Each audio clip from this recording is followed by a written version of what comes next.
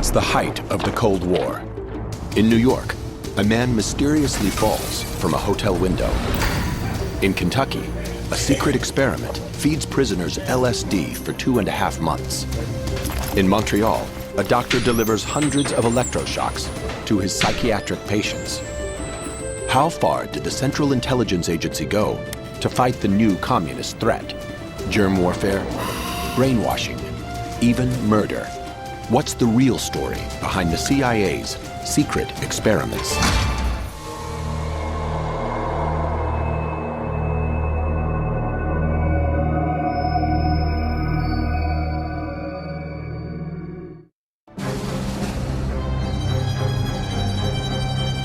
Manhattan, 1953, 2 a.m. on a chilly Thanksgiving weekend. The Statler Hotel on 7th Avenue.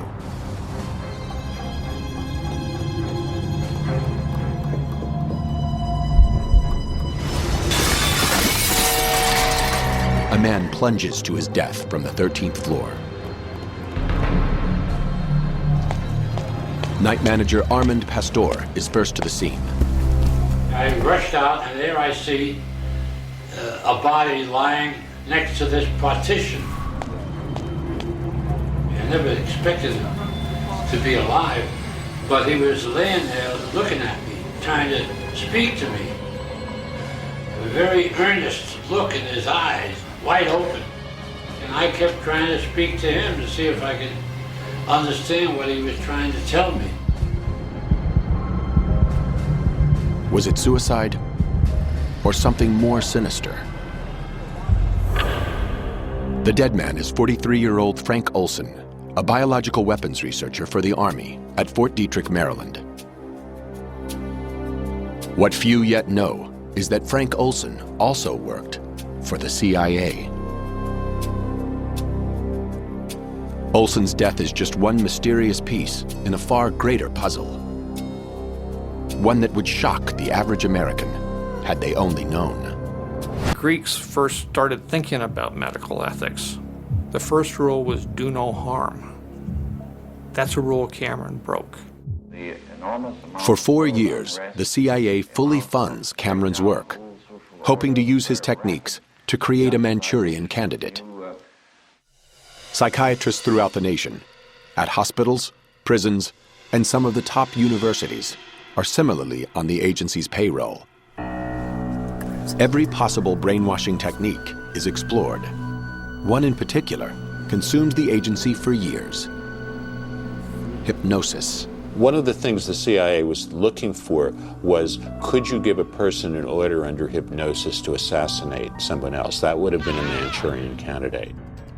But the assassin must not remember his act. You could take an ordinary person off the street, put him through basic training, and get him to go out in the field and shoot the enemy. The purpose of the hypnosis is not to get the person to go pull the trigger.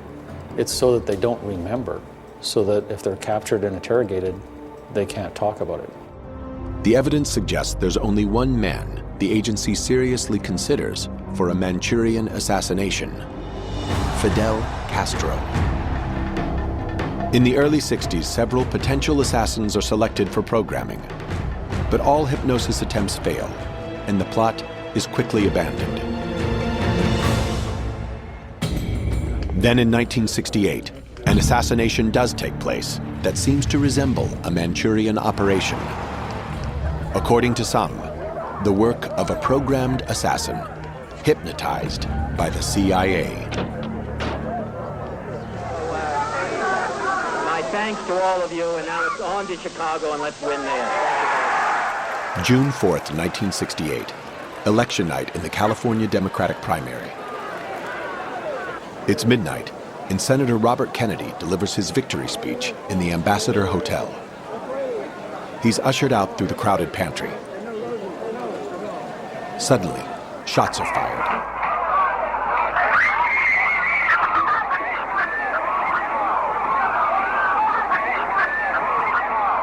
"26 hours later, Kennedy is pronounced dead. As the gunman, 24-year-old Sirhan Bishara Sirhan, is led away, several witnesses notice his trance-like demeanor.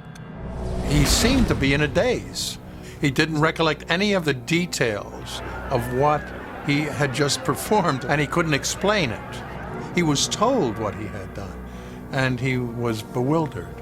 Sirhan's apparent memory loss is seized on by conspiracy theorists. They are convinced Sirhan's a Manchurian candidate, hypnotized by the CIA to assassinate Kennedy, the culmination of 2 decades of mind control research. But why would the CIA want Robert Kennedy dead? Sirhan's attorney believes there are 3 motives. Number 1, Vietnam. Bob Kennedy was diametrically opposed to the war in Vietnam. The ending of the war in Vietnam would have gone adversely to the bottom lines of some of the major corporate entities in the United States who were making fortunes on that war. Reason number 2, Cuba. Bob Kennedy himself had come to the conclusion that the time was ripe for a deal to be done with Castro in Cuba, and that was not making him very popular. And finally, his own brother's death. He was going to reopen the investigation of the assassination of his brother. That was making a lot of people edgy. Conspiracy theorists believe that Sirhan was hypno-programmed by the CIA. Before Sirhan's trial, psychiatrist Bernard Diamond examines him many times. That girl, I followed her. She led me into a dark place. And Diamond was convinced that he was programmed, and this programming was very intensive and very, very deep into his psyche, and it has remained with him to this day. To this day, he doesn't know what happened. Programmed amnesia is the key ingredient to a Manchurian operation. Sirhan also claims he's been hypnotized before. He'd recently been studying the Rosicrucians, an ancient mystical order devoted to self-improvement. Hypnosis is one of the tools they teach for focusing the mind inward. Sirhan described some self-hypnosis meditation type exercises, and his journals have a lot of repetition, RFK must die, RFK must die, which looks to me like trance state repetition, focusing on the mission, focusing on the mission, focusing on the mission. In the Manchurian Candidate movie, the assassin's mission is triggered by the Queen of Diamonds playing card. But it could be anything. The CIA documents describe hand signals, tones over the phone, words. So you hypnotize somebody and you can program in any trigger whatsoever to flip them into their Manchurian Candidate state. Numerous witnesses report seeing a woman in a polka dot dress talking to Sirhan in the pantry moments before the shooting. She had a dress with polka dots on it. How about this girl's hair? What color was it? Brown. This mysterious woman is believed by conspiracy theorists to be Sirhan's Queen of Diamonds, giving him his cue to fire. The hypnotized Sirhan allegedly pulls out his gun on cue, but does not fire the fatal shot. And you have to understand, so much pandemonium. It's almost as though Sirhan was programmed to distract the entire group that was there, allowing someone to do what had to be done in terms of actually killing Kennedy by shooting him in the back of the head. Ballistics evidence seems to support this claim. Kennedy is struck by 3 bullets, all fired from the rear. The fatal shot is fired within inches of his skull, but Sirhan never gets that close. There's no account that pushes him any closer than 3 or 4 feet away from Bob Kennedy in the front of him. Adding to the alleged evidence for a conspiracy is the number of bullets fired. Kennedy is struck 3 times. 5 bystanders are also hit, but several more bullet holes are identified in the doors and ceiling, suggesting at least 10 are fired. Sirhan's pistol, a .22 caliber, only holds 8 rounds. More than 8 bullets would require a second gun.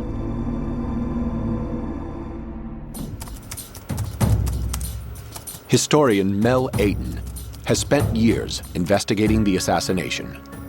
He tries to track down the girl in the polka dot dress that was supposedly seen talking to Sirhan. After going through the film footage taken in the Ambassador Hotel that night, I have isolated an image of a girl in a polka dot dress standing next to a guy who looks like Sirhan. But it's not him. The accounts of Sirhan with the girl in a polka dot dress are possibly a case of mistaken identity. Ayton believes that Sirhan could have shot Kennedy at close proximity from behind, even while standing 3 feet in front of the senator. When Kennedy was moving through with the crowd through the pantry, he turned to his left to shake hands with the kitchen workers. Kennedy reaches across with his right arm, presenting Sirhan with the right side of his body as a target. And then Robert Kennedy was shot under the armpit because obviously his right arm was being raised as a defensive reaction. And then the arc of the gun was pursuing Kennedy's head as Kennedy was going down. To determine the number of bullets fired, Ayton sends acoustics expert Steve Barber a copy of the only complete audio recording to exist of the assassination. All of a sudden I hear pop, pop, pop. And then a blood-curdling, high-pitched female scream just after the shots. 2 unidentified thumps occur just 3 seconds before the first pop. I rule thump number 1 completely out. It sounds like the microphone has bumped into something. Thump number 2, I think, is either a door banging into a wall or a balloon exploding. A graph of the recording clearly shows a spike each time the gun is fired. Distinctly, 8 bullets were fired. If the conspiracists believe there are more than 8 gunshots, then they're going to have to explain the lack of those gunshots being captured on this recording. There is no doubt in Ayton's mind that Sirhan was the lone assassin, and the CIA had nothing to do with it.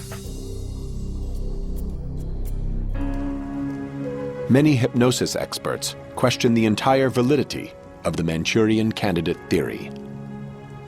I don't think that a trigger that would move someone into a hypnotic state where they would commit murder would really work. The CIA itself apparently reaches the same conclusion. By 1968, after investing millions of dollars, the agency abandons its research into programming a hypnotized assassin, concluding it can never work. You do not relinquish your will, you do not become a dupe, a patsy, or a mindless automaton, despite some public beliefs that this may be the case. In 1972, Sidney Gottlieb terminates the agency's research into the biological and chemical control of human behavior, citing its decreasing relevance to clandestine operations. The American public remains oblivious that the CIA's mind control program ever existed. But on June 11, 1975, the Washington Post reports on a civilian scientist who was unwittingly given LSD and jumped from a Manhattan hotel window. No names are mentioned, but the Olsons immediately recognized the story of their father's death 22 years ago. They decide to go public. All the major networks attend, as the Olsons add Frank Olson's name to the list of victims of the CIA. The source for the article describing Frank Olson's death is the Rockefeller Commission report. Triggered by Watergate, it's a presidential inquiry into illicit domestic activities by the CIA. The Olsons decide to sue the agency for their father's wrongful death. This death was the result of CIA negligence and illegality on a scale difficult to contemplate. And within 10 days, we were sitting in the Oval Office of the White House getting an apology from Gerald Ford himself. The family receives $750,000 for Frank Olson's death. Spurred by the media reports, Congress launches its own investigation into the CIA. chaired by Senator Frank Church. Sidney Gottlieb and Robert Lashbrook are summoned to testify. Well, there was, of course, claims or thoughts that maybe great things could be done with hypnosis. One small project in which we had a hypnotist do some experiments, primarily to see what the limitations of hypnosis might be. Can you make a person do something under hypnosis that he would not ordinarily do? The revelations are staggering. 80 institutions have been contracted by the CIA for mind control research, costing the taxpayer the equivalent of $30 million today. The committee concludes the agency demonstrated a fundamental disregard for the value of human life. Former CIA Director Richard Helms reveals that in 1973, he instructed Sidney Gottlieb to destroy all records pertaining to the mind control experiments. But some managed to escape the shredder. You can be sure in any government agency there's always an accountant somewhere who has got an extra set of the documents, and the financial records included program descriptions and project proposals. Among the files released by the agency are several internal memos written immediately after Frank Olson's death. The documents describe the incident at Deep Creek Lodge as a mild experiment using a very small dose of LSD, targeting all but 2 of the men at the meeting. Apparently, no one had an abnormal reaction to the drug. But there's also a memo from CIA consultant Harold Abramson, who saw Olson the following week. According to him, the experiment had in fact been designed specifically to trap Frank Olson. The contradictions plague Eric Olson for many years. He is convinced there was foul play at hand. In his quest for answers, he finally turns to the one man he knows he can trust: his father. When the backhoe started digging, it was early June morning, 1994, I thought, yes, finally, we're gonna open this thing up. Supervising the exhumation is forensics expert Professor James Starrs. The body was, as I would say, in unusually well-preserved condition. One thing is immediately apparent. There were no lacerations evident on his face and head. This is in direct contrast to the medical report and the story told to the Olsons. There was something else the CIA didn't want the family to see.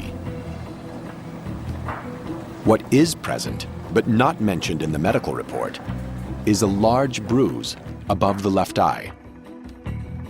But Olson hit the ground feet first and then fell backwards.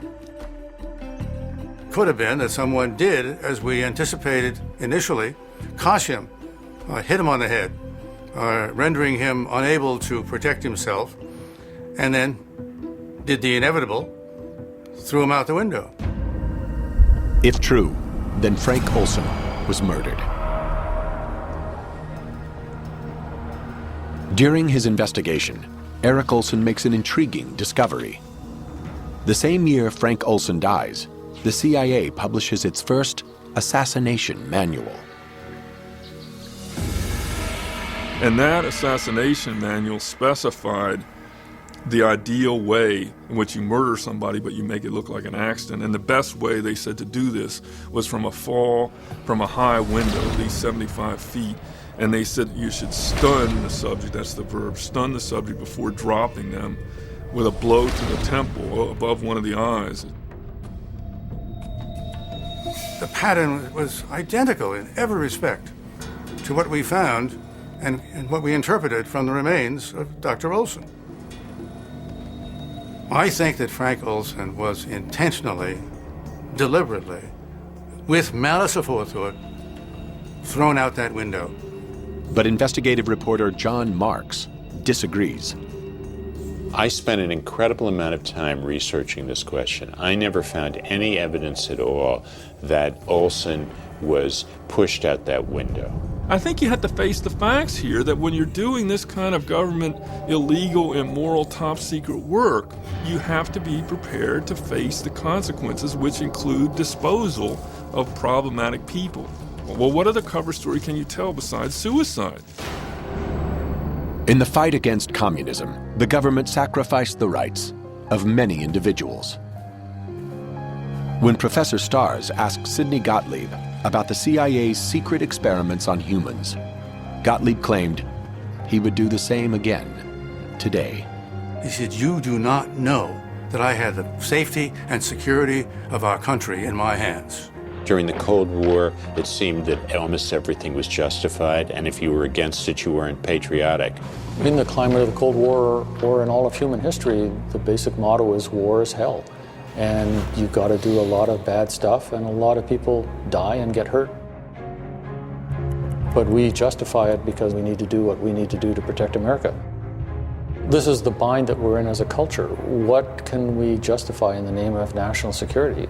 Can we justify medical atrocities? Apparently.